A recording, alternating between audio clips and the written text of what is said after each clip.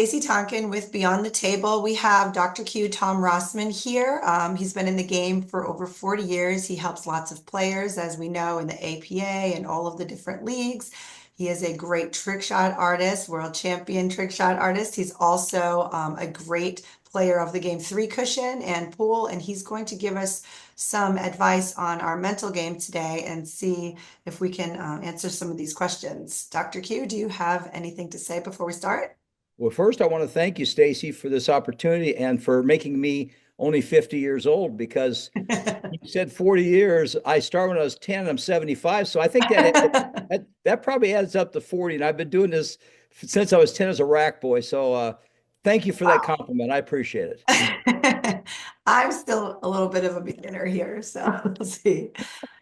Okay, so lots of players are going to want to know about the mental game. So some of the questions we have today are, the first one is, what mental tricks help you stay calm when you're playing in front of a crowd and you start to feel a little bit nervous? If you feel nervous at all, because playing as long as you have, you may not. Well, I think you still have to have a little bit of apprehension, so to speak, or you have to be just a shade nervous, but not to the point where it affects your mechanics and stuff. Right. One of the things that in 2016, I wrote a manual called Student of the Game and Life, and it's primarily a mental manual along with the heart manual.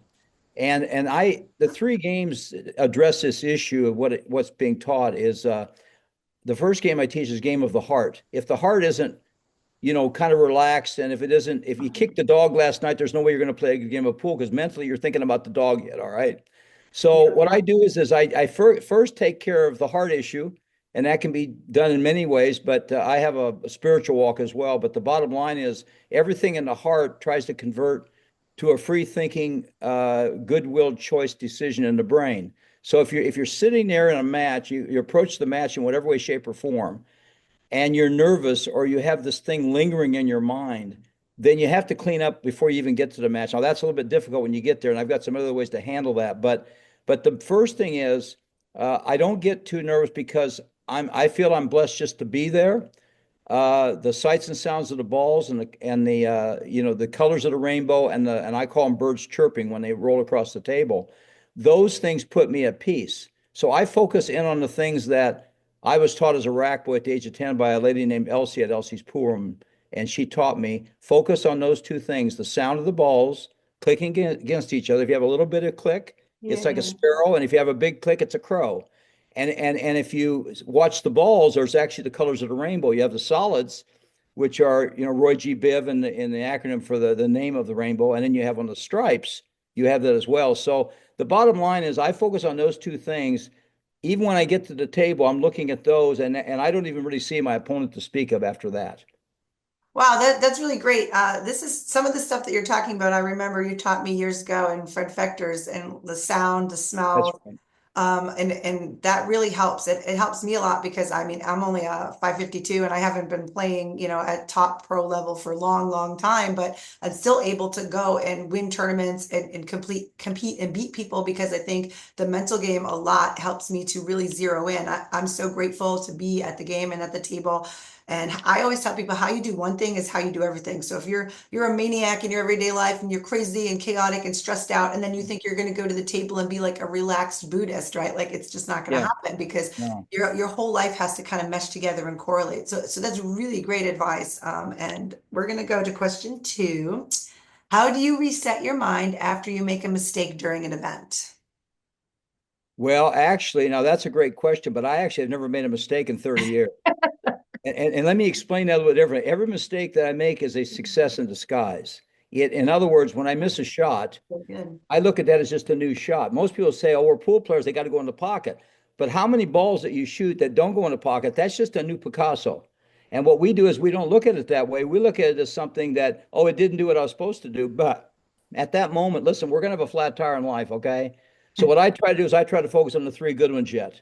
And when you focus on the three good ones, then what happens is that the things that are flat in your life or the misses in your life become those stepping stones to the success in your life.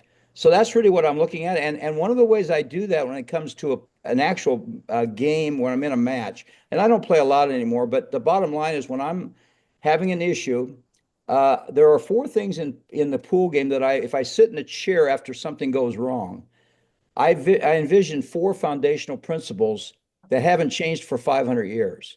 And Okay. they're very simple. The first one is balls are round, so they're going to roll. And sometimes we think they turn into a square piece of concrete or something. All right. So that's the first thing. I close my eyes for 5 seconds and I envision this ball rolling across the table. So I know, oh, that's good. It's still that way. It hasn't changed. The second thing is, I watch a ball in my mind's eye. I close my eyes. I see the ball hit a cushion and it bounces. Now, I think that's pretty cool because the reason it bounces is because there's rubber in the rail yet. And if it wasn't rubber, we'd have a problem with balls bouncing. So we can be thankful for that.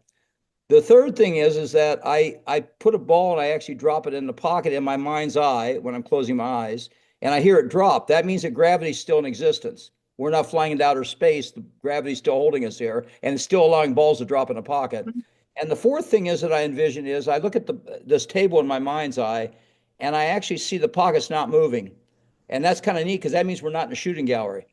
So, so the bottom line is, even though technically we're moving in a bigger picture of creation, in that limited space we're in around the pool table, those pockets are not moving, even though we think they did move because we missed the shot. Yeah. So those four things, Stacey, it takes about 5 seconds total. You're in a chair, and you got at least 30 seconds to a minute before the next player comes back before the player comes back to the table. So that gives you time to close your eyes, watch the ball roll in your mind, hit a cushion and bounce, ball dropping and pockets not moving. Open your eyes, do it again for 5 to 10 seconds. Do that 3 times. By the time you get back to the table, you won't remember what actually happened to allow you to shoot yourself in the foot. That's great.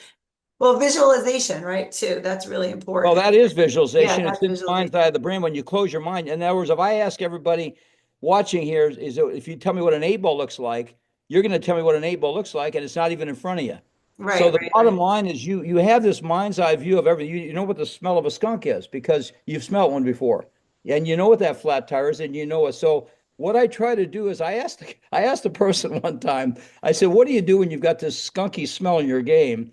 How do you fix it?" And this guy, and I didn't really, I had answers, good stuff, but he says, "Well, you just smell a bunch of perfume." And what happens is, That's a if you good, have something wrong in your game and you're in the middle of a yeah, match, then you need to channel your mental faculties because you're going to be sitting in a chair for a minute or so. right. You got to rechannel your mental faculties and envision things in your brain. You got to use your imagination. Close your eyes and envision those pleasant things in your game that you know were very positive. They were the three good tires. And if you do that, you'll come back to reality and you won't have to dwell on the pity party of that moment. Right, right. That's great advice because I use that advice. You actually taught me that with the kicking and the banking and stuff Yeah. and Tim and I get to the table and I really focus and visualize what I want. And I remember years ago I also heard something where Tim said to me once, he said, if you lose for every reason there is to lose, then you don't have to lose for that reason anymore. That's right. So a That's lot of exactly. people that get upset, I say to them, hey, I'll give you a choice, right? You can miss that shot and be upset, or you can miss that shot, learn something and get better. Or you could win just because the person leaves the nine hanging. Which one would you rather, right? So Yeah. most people who want to get better are like, well, of course I choose to miss and learn. I'm like, well, then you're at that spot right now. So there's no reason to be upset because you just missed your shot. Right. But that is such great advice that you have with the visualization because your brain doesn't know the difference between imagination and reality. Just like when you That's think correct. about being scared because you're like, oh, I got to get on this plane and you get scared, it's because your body's reacting to the thoughts that you have. So when you're able to do what you're talking about, which of course you're able to do, it's definitely going to help. All right, That's we're correct. going to go to question 3. Our last question is, what's one piece of mental advice you wish you had known when you first started playing competitively? Well, I think it goes back to the balls rolling and the sounds of them, the colors, but it's kind of summed up this way. I have a verse that I'm living by now. It's called "Play skillfully with a shout of joy." And the best advice I can give anybody in anything in life. It doesn't have to be on the pool table. It can be in your job. It can be in your relationships. It can be in a type of game you're playing that you're struggling with. But the main thing is to play it skillfully with a shout of joy. Now that last part of that is the key. If your heart is correct and you went over and hugged the dog instead of dwelling on the kicking of the dog, then what happens is this joy in your life enters your game, and then therefore you can transpose that through the brain and through the images and the right decisions to play better on and off the table then. And that's what players struggle with. particularly young players, we're very often we'll see somebody even in a match get upset, and that image goes into our brain. So what I try to do is I try to envision the times when I jumped up in the air and yelled hot dog when I used to be on ESPN. When I got inducted into the BC Hall of Fame in 2017, I actually got so excited. I had so much joy because after all those years of playing, all those years of with artistic pool, that special joy really kind of seared into my heart.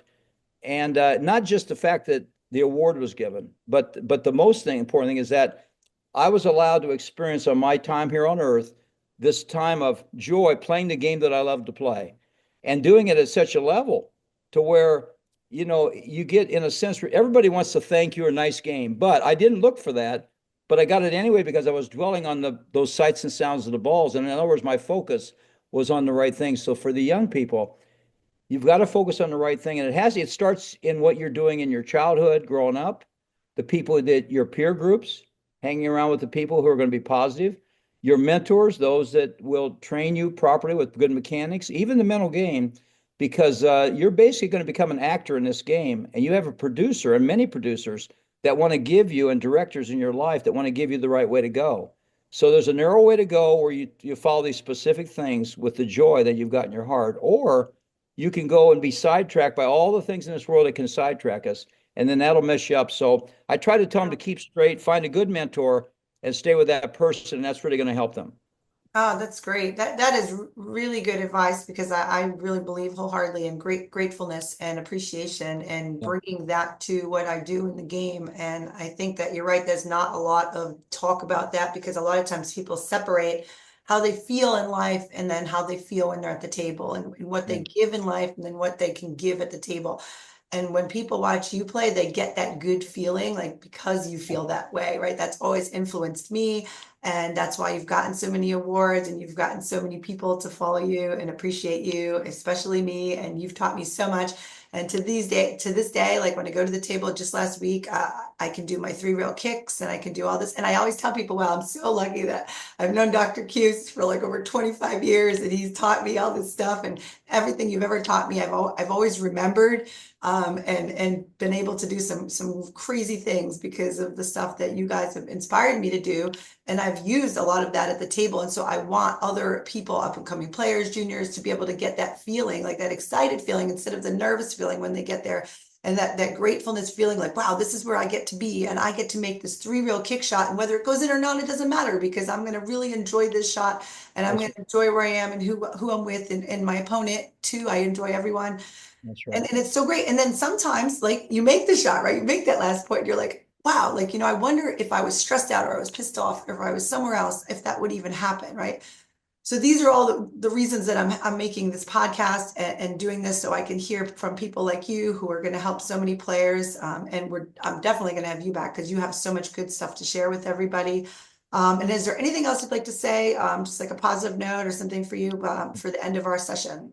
Two quick things, but number one is I want to congratulate you on those three cushion kicks, which is really difficult when there's four cushions on the table. So that in itself is quite an accomplishment because most people try a three cushion kick and they say, "Yeah, but there's four cushions. What do I do?" Oh But my, the bottom line is the thing I want to leave them with is this about a kind of a slogan in my life is rack up a victory in your game in life.